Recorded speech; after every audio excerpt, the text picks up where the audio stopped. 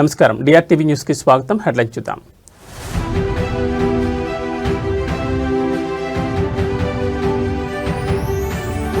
AI summit దక్షిణాసియాకే గర్వకారణం. AI impact summit ప్రారంభించిన ప్రధాని మోడీ.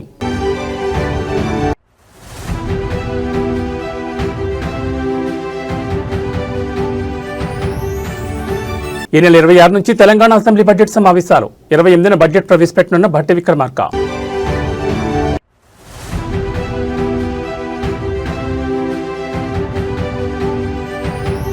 ఢిల్లీలో తెలంగాణ కాంగ్రెస్ సమీక్ష. 2 ఏళ్ల పాలనపై హైకమాండ్ రివ్యూ.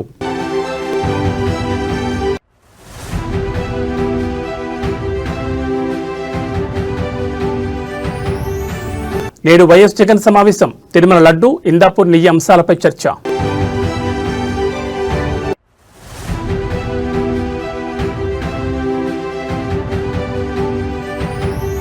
Police versus సంబటి. బయటకొచ్చిన వెంటనే మళ్లీ మొదలైన రచ్చ. ఇక వివరాలు చూస్తే ఏఐ సమిట్ నిర్వహణ భారత్కే కాదు దక్షిణాసియాకే గర్వకారణమని ప్రధాని మోడీ అన్నారు. ఢిల్లీలోని భారత్ మండపంలో ఏఐ ఇంపాక్ట్ సమిట్ ని ప్రధాని మోడీ ప్రారంభించారు. ఈ సమిట్ కు వివిధ దేశాలకు చెందిన ప్రముఖులు హాజరయ్యారు. ఈ సందర్భంగా మోడీ మాట్లాడుతూ ఏఐపై తొలినాళ్లలో అనేక సందేహాలు వచ్చాయి. యువత ఇప్పుడు ఏఐని ప్రయోజనకరంగా ఉపయోగిస్తోంది. ఏఐ సదస్సు మేడ్ ఇన్ ఇండియా భారత్ సృజనకు వేదికగా నిలిచింది. ఈ సదస్సు భారతీయ యువతలో కొత్త ఉత్సాహాన్ని నింపుతోంది అని మోడీ పేర్కొన్నారు. కొత్త టెక్నాలజీ ఆవిష్కరణలకు ఈ వేదిక దోహదం చేస్తోంది. ఏఐలో విజన్తో పాటు సామాజిక బాధ్యత కూడా చాలా ముఖ్యం. మనం అణుశక్తి విధ్వంసాన్ని చూసాం, వికాసాన్ని చూచాం. ఏఐ కూడా అంతే. ఏఐ కత్తికి 2 వైపులా పదునున్న అస్త్రం. భారత్కు యువత కొత్త శక్తిగా, ఆస్తిగా మారారు. ఏఐ టెక్నాలజీ వినియోగం, వాటి ఫలితాలపై తుది నిర్ణయం మనిషిదే అయి ఉండాలని సూచించారు. భారత్ మండపంలో జరుగుతున్న ఇండియా ఏఐ ఇంపాక్ట్ సమిట్లో ఫ్రాన్స్ అధ్యక్షుడు మాక్రాన్, ఐక్యరాజ్యసమితి సెక్రటరీ జనరల్, వివిధ దేశాల పెవిలియన్లు, ప్రపంచ నాయకులు హాజరయ్యారు. Excellencies, honorable ministers, industry leaders, innovators, entrepreneurs, researchers, delegates, अन्य सभी महानुभाव, देवी और सज्जनों, नमस्ते।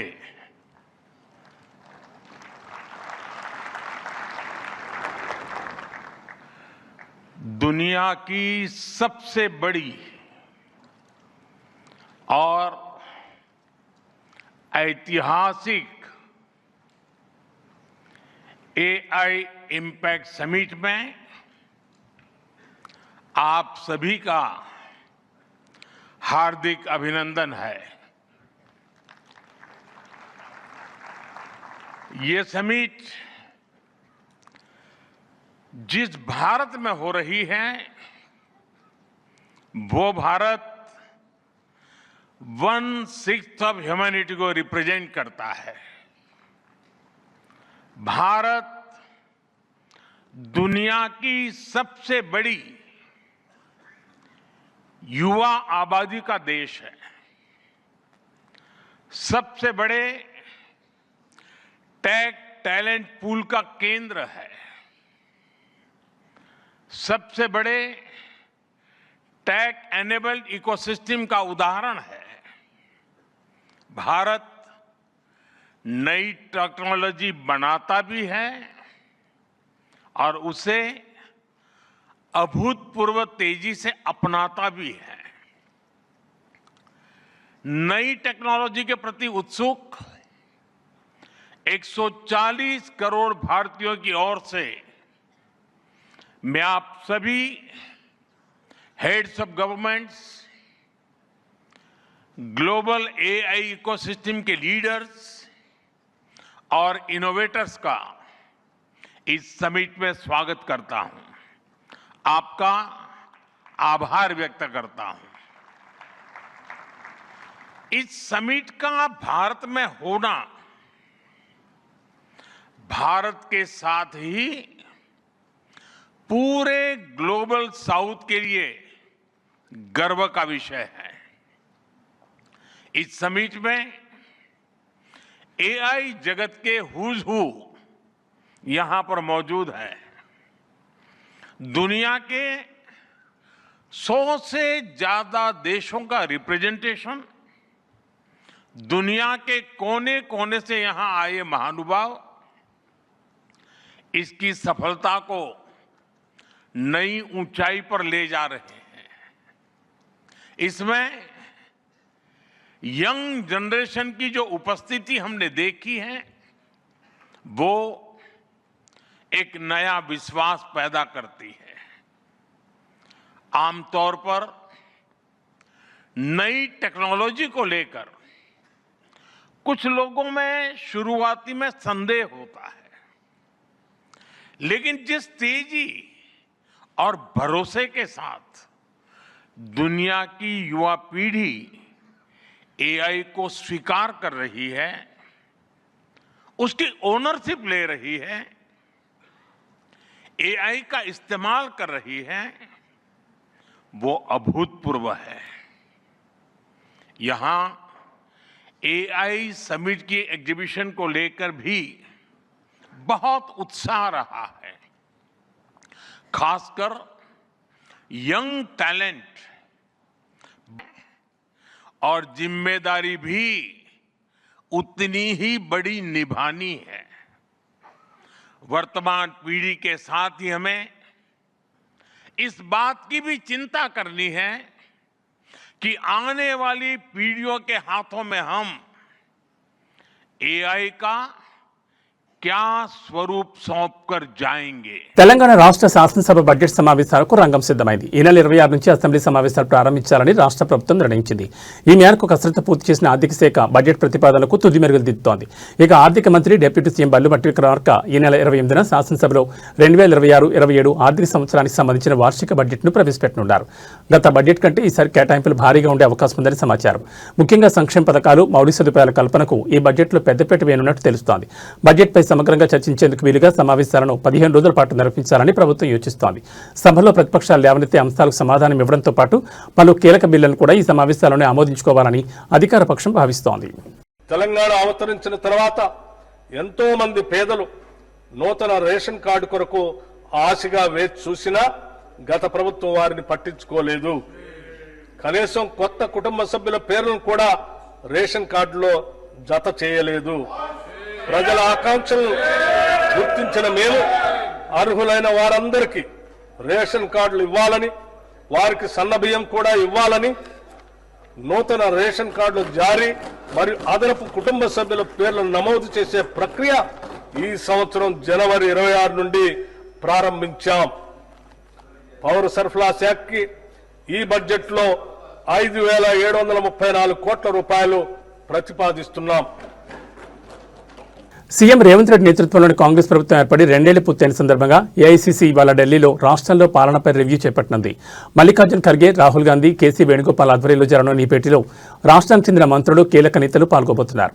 2023లో అధికారంలోకి వచ్చినట్టు నుంచి అమలు చేస్తున్న 6 గ్యారంటీలు, సంక్షేమ పథకాల అమలు తీరును హైకమాండ్ విశ్లేషించనుంది. ముఖ్యంగా ఇటీవలి స్థానిక సంస్థల ఎన్నికల్లో సాధించిన విజయాలు, మిగిలిన 3 ఏళ్ల కాలానికి దిశానిర్దేశం చేయనున్నారు. మార్చి 16న జరగనున్న రాజ్యసభ ఎన్నికల నోటిఫికేషన్ విడుదలైన నేపథ్యంలో తెలంగాణ నుంచి ఖాళీ అవుతున్న స్థానాలకు అభ్యర్థుల ఎంపికపై ఈ భేటీలో ప్రాథమిక నిర్ణయం తీసుకున్నట్టుగా తెలుస్తోంది.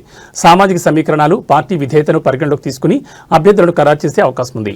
నైని బొగ్గుగని టెండర్ల ప్రక్రియలో అవకతవకలు జరిగాయంటూ ప్రతిపక్షాలు చేస్తున్న ఆరోపణలు, కేంద్ర ప్రభుత్వం విచారణకు ఆదేశించిన నేపథ్యంలో రేవంత్ రెడ్డి హైకమాండ్కి వివరణ ఇవ్వనున్నారు.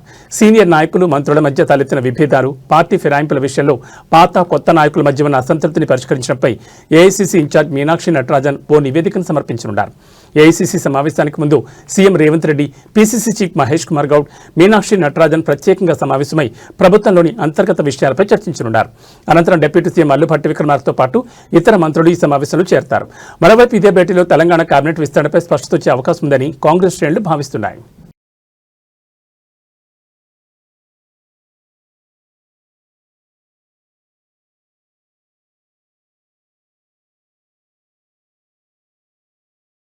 వైసీపీ అధినేత వైఎస్ జగన్ నేడు మీడియా సమావేశంలో మాట్లాడనున్నారు. తాడేపల్లి పార్టీ కేంద్ర కార్యాలయంలో మీడియా సమావేశంలో మాట్లాడనున్నారు.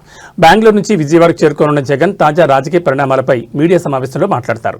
ప్రధానంగా ఇందాపూర్ కంపెనీ నుంచి తిరుమల తిరుపతి దేవస్థానం నెయ్యి కొనుగోలు విషయంతో పాటు తిరుమల లడ్డు విషయంలో అధికార పార్టీ చేసిన రాద్ధాంతంపైనే ప్రధానంగా ప్రస్తావించనున్నట్టు తెలుస్తోంది. దీంతో పాటు అక్రమ కేసులతో పాటు పలు భూ కేటాయింపులు, సంక్షేమ పథకాల అమలు వంటి అంశాలపై ఈ మీడియా సమావేశంలో మాట్లాడనున్నారని చెప్తున్నారు.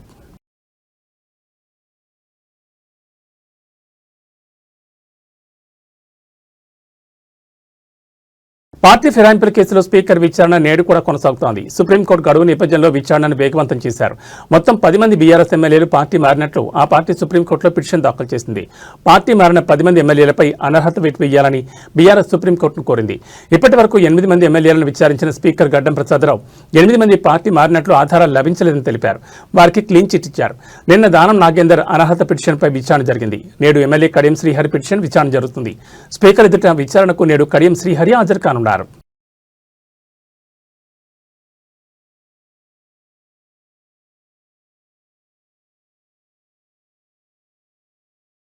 కేతనపల్లిలో కాంగ్రెస్ అప్రజాస్వామిక అహంకార చర్యలను అడ్డుకున్నందుకు మాజీ ఎమ్మెల్యే దళిత నాయకుడు బాల్కసుమన్ అరెస్ట్ చేసి నిర్బంధించడానికి తీవ్రంగా ఖండిస్తున్నామని అన్నారు. కేతనపల్లిలో బీఆర్ఎస్కి పూర్తి మెజార్టీ వచ్చినా కూడా కాంగ్రెస్ పార్టీ పట్టపగలు ప్రజాస్వామ్యాన్ని పరిహసించిన తీరు చూసి యావత్ తెలంగాణ అసహించుకుంటుందని విమర్శించారు. అధికార బలం, పోలీస్ బలం, ధనబలంతో చట్టాలను తొంగలో తొక్కడం కాంగ్రెస్ అరాచక వైఖరికి పరాకాష్ఠని మండిపడ్డారు. మంత్రి వివేక్ కాన్వాయ్పై దాడి కేసులో మాజీ ఎమ్మెల్యే బాల్కసుమన్ను పోలీసులు అరెస్ట్ చేశారు. ఆయనకు Mancherial first class junior magistrate కోర్టులో హాజరుపరచగా 14 రోజుల రిమాండ్ విధించారు. ఈ కేసులో బాల్కసుమన్ A1 గా ఉండగా రాజిరెడ్డి A2, దోమకొండ అనిల్ A4 గా, రామిరెడ్డి లక్ష్మీకాంత్ A8 గా ఉన్నారు. సుమన్తో పాటు మరో ముగ్గురికి మెజిస్ట్రేట్ 14 రోజుల రిమాండ్ విధించారు.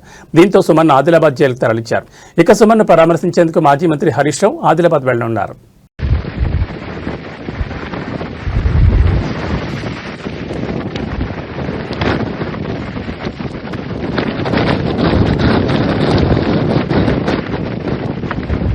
మాజీ మంత్రి అంబటి రాంబాబు బుధవారం జైలు నుంచి విడుదలయ్యారు. సంక్రాంతి లక్కీ డ్రా కేసులో బెయిల్ రావడంతో అంబటి రాంబాబు బయటకు వచ్చారు. ఇక వచ్చి రాగానే నేడు రాజమండ్రి నుండి కార్యకర్తలతో అంబటి ర్యాలీగా బయలుదేరారు. అయితే పోలీసులు అంబటితో 3కు మించి వాహనాలు ఉండకూడదని అభ్యంతరం వ్యక్తం చేశారు. అంబటి రాంబాబు వాహనం కదిలిన వెంటనే మిగిలిన వాహనాలను అడ్డుకున్నారు. ఈ క్రమంలో వైసీపీ నేత జక్కంపూడి రాజా ఆందోళన దిగారు. అంబటి రాంబాబు తన వాహనం దిగి వెనక్కి వచ్చారు. దీంతో పోలీసులు వాహనాలను వెంటనే క్లియర్ చేశారు. పోలీసుల తీరును అంబటి రాంబాబు దుయ్యబట్టారు. రాష్ట్రంలో దారుణమైన పరిస్థితి నెలకొందని ఆవేదన వ్యక్తం చేశారు. 18 రోజుల రిమాండ్ అనంతరం శాంతియుతంగా వెళుతున్న వారిపై ఎటువంటి దాష్టికం చేయడం సరికాదని అన్నారు. ప్రజలంతా గమనిస్తున్నారని, ఇంతకన్నా ఇంకేం ఇబ్బంది పెట్టగలరని అన్నారు. కూటమి ప్రభుత్వ తీరు చాలా దారుణంగా ఉందని వ్యాఖ్యానించారు. వాహనాలు నిలిపివేస్తే పాదయాత్రగా వెళ్తానని అంబటి రాంబాబు స్పష్టం చేశారు.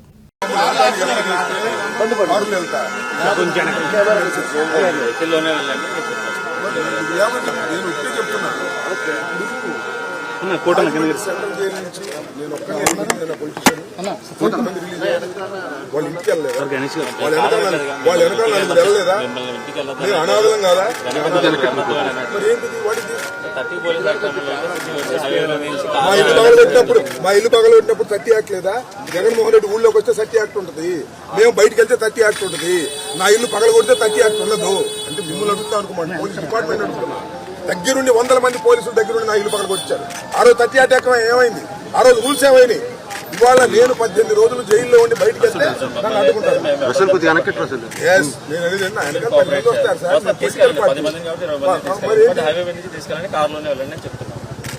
కారులో మీరు ఎలా చేస్తే కారులో వెళ్తారు, లేకపోతే ఇక్కడ నుంచి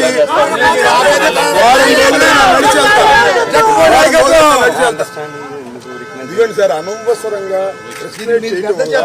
ఇష్యూ పెరిగింది. 100 కార్లు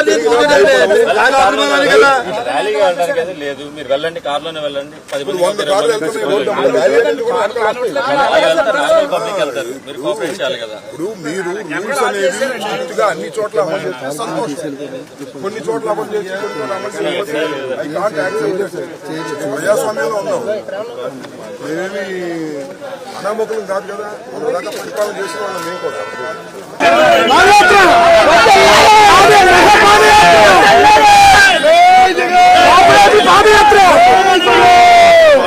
ఇంకోసారి ఆపితే మీడియా ముందు డిక్లేర్ చేసి 10 రోజులు నడిచారు.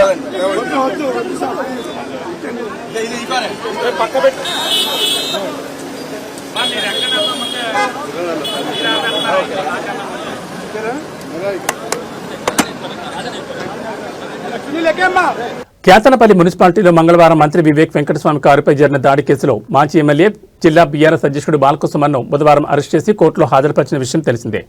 జూనియర్ సివిల్ జడ్జి జి కవిత 14 రోజుల ఆదిలాబాద్ జైల్లో రిమాండ్ విధించడంతో జిల్లా బీఆర్ఎస్ పార్టీ శ్రేణులు అరెస్టు నిరసిస్తూ గురువారం బంద్ ప్రకటించారు. జిల్లాలో బంద్ ప్రభావంతో మందమరి పట్టణ మార్కెట్లోని వ్యాపారులు, దుకాణదారులు, పాఠశాలలు బంద్లో పాల్గొన్నారు. ఎలాంటి అవాంఛనీయ సంఘటనలు జరగకుండా పోలీసులు ప్రధాన కూడళ్లలో గస్తీ కాస్తూ పోలీసు వాహనాల్లో పెట్రోలింగ్ నిర్వహిస్తున్నారు.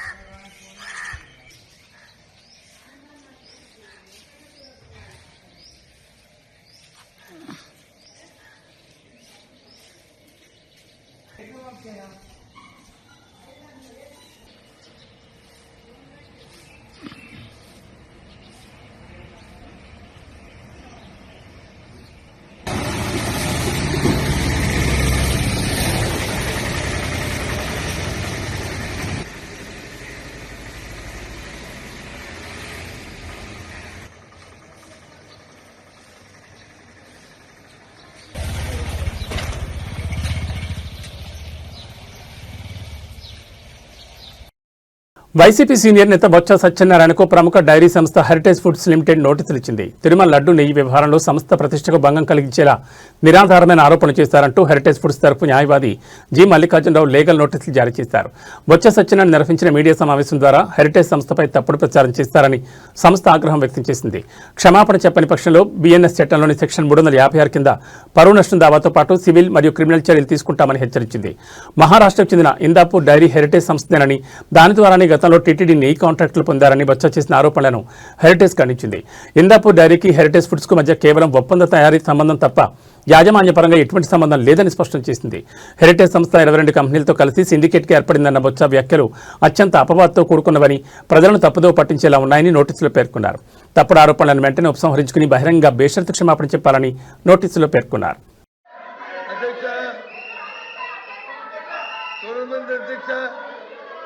ఆయన మాట్లాడారు. ఎంతమంది వస్తున్నారంటే ప్రభుత్వానికి ఎంత భయమో చూడండి. ఇవాళ నేను చెప్తున్నది ఏదైతే ఇందిరాపూర్ అనే సంస్థతో వెనక ఉండి ఏదైతే రాష్ట్రాన్ని దోచుకుంటుందో, చంద్రబాబు నాయుడు కుటుంబం ఏదైతే దోచుకుంటుందో దాన్నే చెప్తున్నా. ముందు ఎవరైతే ఆ దేవదేవులను తీసుకొచ్చి వీళ్ళు పెట్టి దోపిడీ చేస్తామని అధ్యక్ష ఇలాంటి పరిస్థితులు ఎక్కడైనా ఈ రాష్ట్రంలో చూసామని చర్చకి రండి. మీ వెబ్సైట్ లో ఉన్న ఏదైతే ఉందో అధ్యక్ష ఇదో చెప్పారు, ఇదో పంపిస్తాను. ఇది చూడండి ఎక్కడండి ఇది తాలూకా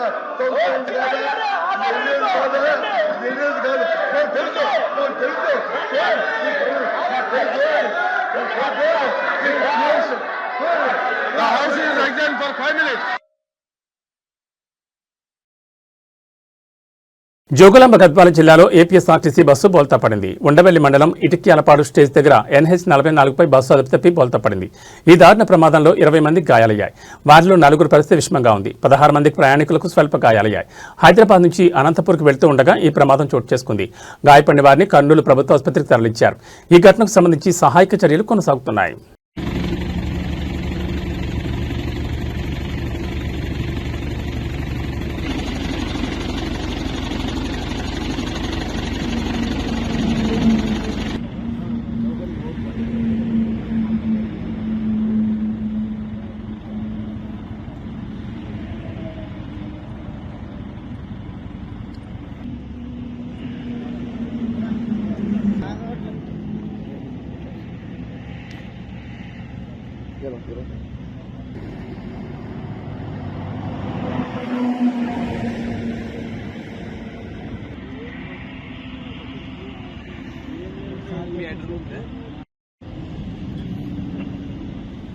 ఏపీలో భూకంపం సంభవించింది. పల్నాడు జిల్లాలో రిక్టర్ స్కేల్పై ఈరోజు తెల్లవారుజామున 3.5 తీవ్రతతో భూకంపం సంభవించింది. వినుకొండకు 20 కిలోమీటర్ల దూరంలో భూమికి 10 కిలోమీటర్ల లోతులో భూకంప కేంద్రం ఉన్నట్లు నేషనల్ సెంటర్ ఫర్ సిస్మాలజీ గుర్తించింది. వినుకొండ, దర్శి చుట్టుపక్కల ప్రాంతాల్లో స్వల్పంగా భూమి కంపించడంతో పాటు ఇళ్లలోని వస్తువులు కదలడంతో ప్రజలు భయాందోళనకు గురయ్యారు. ఎలాంటి ప్రాణ ఆస్తి నష్టం జరగలేదని అధికారులు చెబుతున్నారు. అంతేకాకుండా రాబోయే రోజుల్లో మరిన్ని భూకంపాలు రావచ్చని నిపుణులు హెచ్చరిస్తున్నారు. ఇదిలా ఉంటే ఒకప్పుడు ఎక్కడో విదేశాల్లో భూకంపాలు వచ్చినట్లు తరచూ వార్తలు వస్తుండేవి. కానీ ఇటీవల కాలంలో తెలుగు రాష్ట్రాల్లో సైతం భూమి కంపించడం ఆందోళన కలిగిస్తోంది. కొన్ని నెలల క్రితం తెలంగాణలోని పలు ప్రాంతాల్లోనూ భూమి కంపించడంతో ప్రజలు ఇళ్ల నుంచి బయటకు పరుగులు తీశారు.